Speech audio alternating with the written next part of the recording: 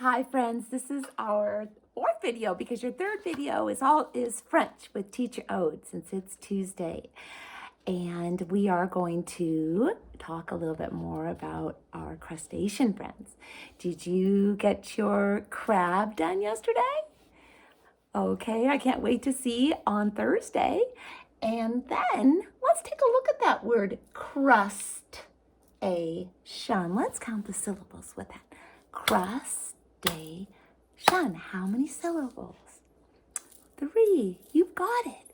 So crustaceans are jointed animals and they molt and they are crabs and lobsters. And we even talked about barnacles. That's an acorn barnacle drawing. And when barnacles have the water, the plankton going over them, they open up and look like that. And look at all those little legs. They're jointed legs and they even molt. And look at all the plankton that barnacle is eating. Do you remember the plankton that you drew last week? The barnacle is eating all those baby plankton. But as soon as the tide goes out, the barnacle has to tuck itself back in. And when it dies, it leaves its shell or its house on the rock, or this happens to be a moon snail that a barnacle has left itself. Look at that. All over. Sometimes barnacles can be on whales and boats, but that's just their house. The little animal actually looks like this.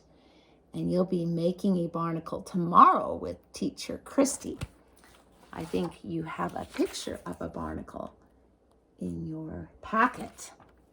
Okay, so we're going to do this project today. So you'll need this page and some toilet paper to stuff it with, because toilet paper is pretty soft if you have some extra, or some cotton balls.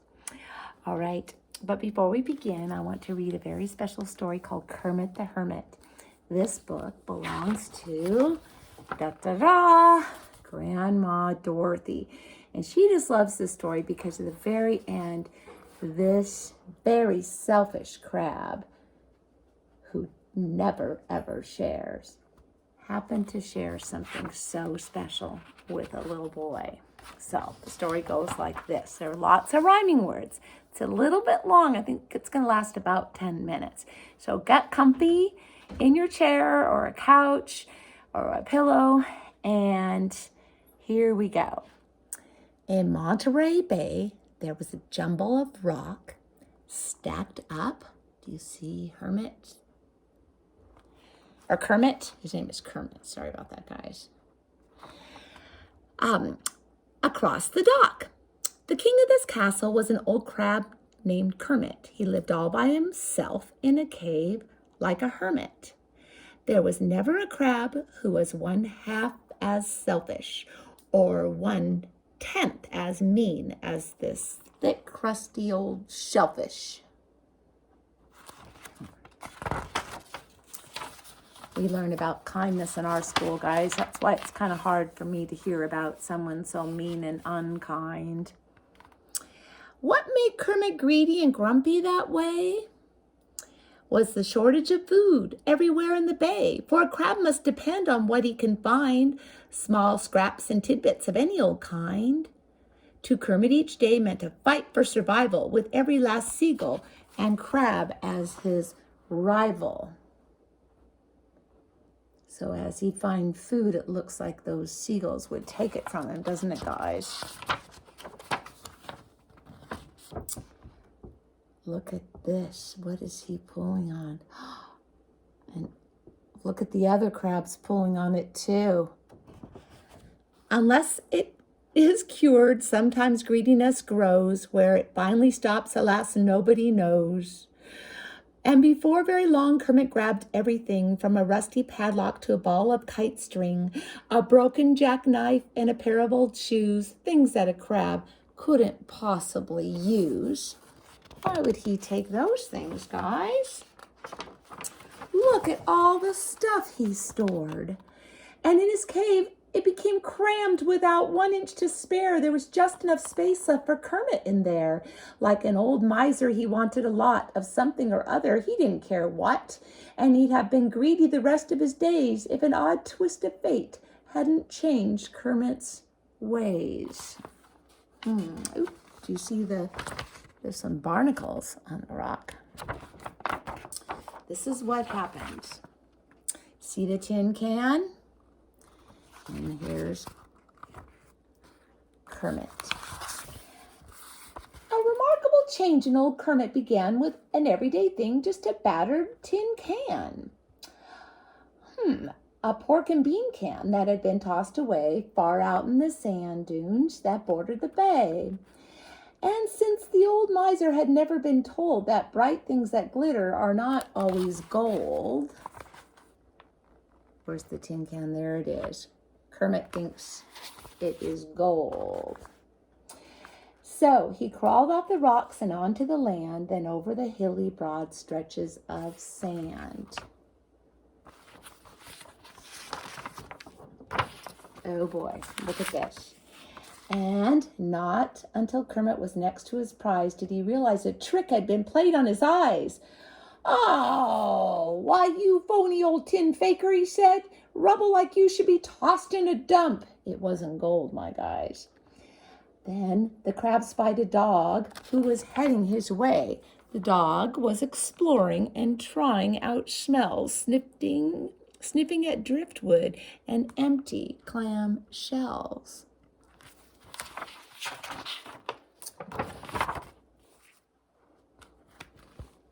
One sniff at that can told him what had been in it, so he then turned to sniff at old Kermit for a minute. In one grab, the crab gave the dog a sharp nip on his sensitive nose, and he let out a yip. "That'll teach you," he snapped, "to go sniffing at me." Then he turned himself around and headed back to sea. But the dog made a leap, and he grabbed the crab in his jaws by the back of his shell beyond the reach of his claws.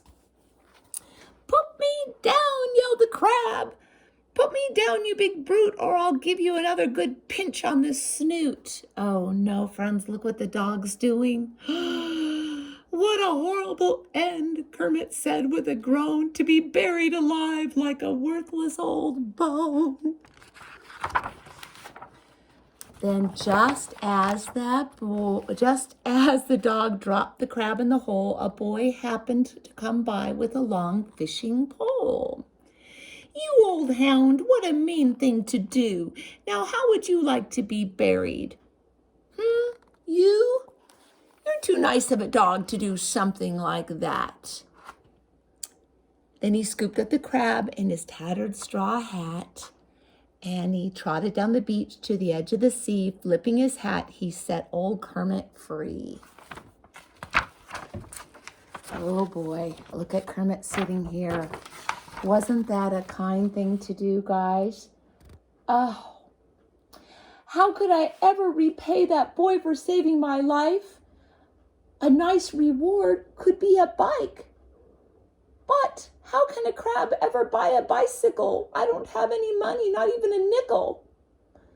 But try as he might, alas and alack, he thought of no way he could pay that boy back for saving his life.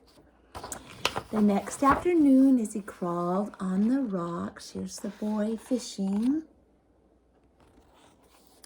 Kermit spotted the boy on the end of the dock. "I know what I'll do. I will help him catch a fish," Kermit thought. "If there's any big fish around here to be caught." Okay, so here's the boy's fishing line. All the way down to the water, and there's Kermit. Wow! Lightly gripping the line just below the lead weight, Kermit tiptoed along, gently dragging the bait. If he happened to give it the least little jerk, the boy would reel in, and his plan would not work. So he's going to help repay the boy by helping him get a fish. Okay, there's Kermit. There's the fishing line. Oh, look at that fish. The big fish took a look, and in one mighty scoop, both the worm and the hook disappeared in one gloop. There's the hook. Uh-oh, I think that fish is way bigger than Kermit had planned. Yikes! And that fish pulls the line. Look at that. No! You see the line in its mouth? Up and over the waves he went flippity-flop straight out of the bay on a wild foamy trip. Then somewhere far out in the broad rolling sea, that furious fish finally fought his way free. But he had taken Kermit all the way out to a sunken pirate ship. Now remember, guys, Kermit wants to get that boy a bicycle, but he doesn't have any gold. To the soft, sandy floor where he lit with a plunk, near the place where an old pirate ship had been sunk. The huge hull had been smashed and the sails ripped and tattered, and in every direction the cargo was scattered. Oh, look at the shark.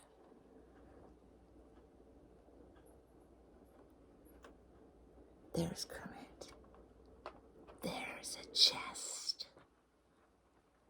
An old pirate chest. Kermit spied an old chest that was open a crack, and he got there a second before the shark did, and in a wild scramble he squeezed under the lid. Pushing hard with the snout, the big fish tried its best to force the lid open of the heavy chest. The crab stayed within while the shark stayed without, and all he got for his pains was a badly bruised snout.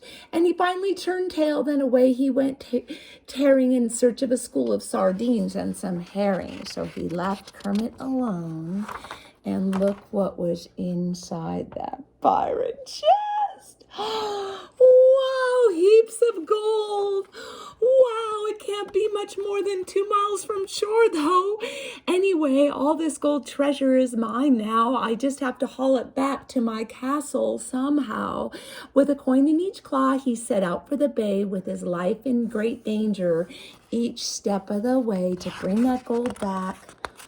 Oh boy, look at this. Look at him taking the gold back to his cave one by one until, look, does he have enough gold to buy the bicycle for that boy who saved his life? Wow. He was thinking of all the great pleasure and fun such a treasure would bring to a certain someone. Then he crawled from his cave for a view of the bay in hopes that he'd find his young friend there one day. But he looks and he looks and he looks and he can't find that boy. Oh, Kermit is so sad. But he talks to the pelican and tells his story. I could carry the treasure, said the pelican, inside my beak, but I'd swallow it all, for my beak has a leak. So if you would like, I'll just carry you and give you a lift. Besides, you're the one who needs to deliver the gift. How are they going to get that gold to the boy's house? Let's see how the pelican helps them. So the pelican puts Kermit in his big beak. Kermit holds the gold, and here are the little small shacks that Kermit was able to find out where the boy lived, and I think it was the red one with the tattered roof and the broken fence.